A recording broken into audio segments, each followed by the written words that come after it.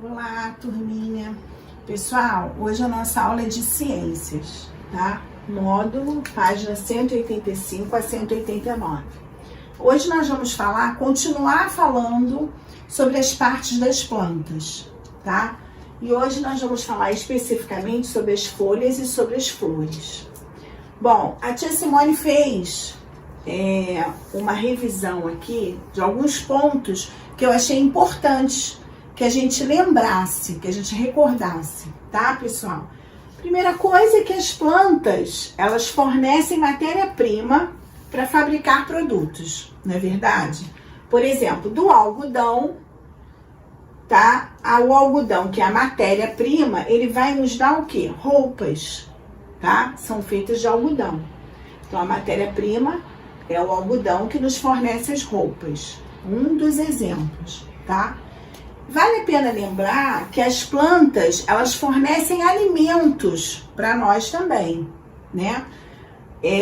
Quantas frutas, né? Quantos frutos nós obtemos das plantas, né? Quantos alimentos nós obtemos das plantas? Quantas ervas nós fazemos chás para nossa saúde? Né? Abrigo. Quantos animais se abrigam nas folhas das plantas, né? Fazem ninhos nas árvores. Gás oxigênio. O gás oxigênio que nós respiramos, ele vem das plantas, das folhas, tá? E são importantíssimos para a nossa respiração, certo? Lembrando algumas partes das plantas. Então, nós já falamos sobre a raiz. Qual é o papel, qual é a função da raiz, pessoal? Fixação, armazenamento, absorção de água e de outras substâncias. Lembram disso? Aí nós falamos também sobre o caule, ou tronco, que serve para quê? Para sustentação, armazenamento de substâncias também, transporte e distribuição de substâncias. Lembram disso que nós estudamos? E aí hoje nós vamos falar um pouquinho sobre as folhas, né? Que tem a função de respiração, de nos dar o oxigênio para respiração, de transpiração e de fotossíntese, tá? Eu vou ler com vocês a página 185 do livro de vocês. Bom, as folhas, elas desempenham trocas gasosas, que é quando acontece a respiração. Elas servem, né, como função para eliminação de água, que no caso é a transpiração, e para a produção de alimentos, que é onde acontece a fotossíntese, tá?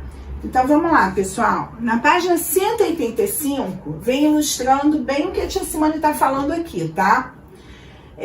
Tem uma planta, né, com folhas, e aí vem dizendo como é que acontecem essas trocas gasosas.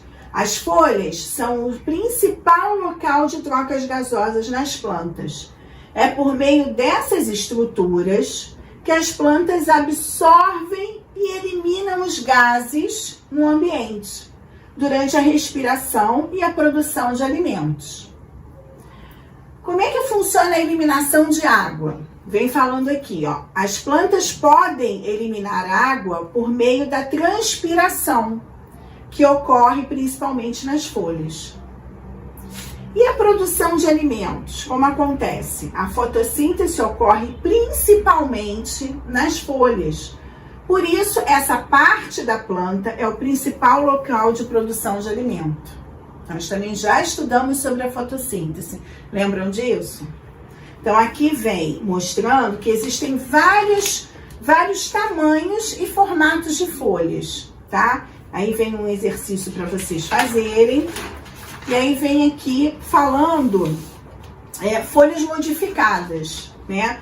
A maioria das folhas são verdes, mas existem outras cores e outras funções diferentes de folhas, tá? Aqui vem falando que também é uma folha modificada, o espinho. Por causa do seu formato, ele também são folhas modificadas. Os espinhos ajudam a proteger a planta e a reduzir a perda de água por transpiração. Aí vem um exercício aqui para vocês fazerem.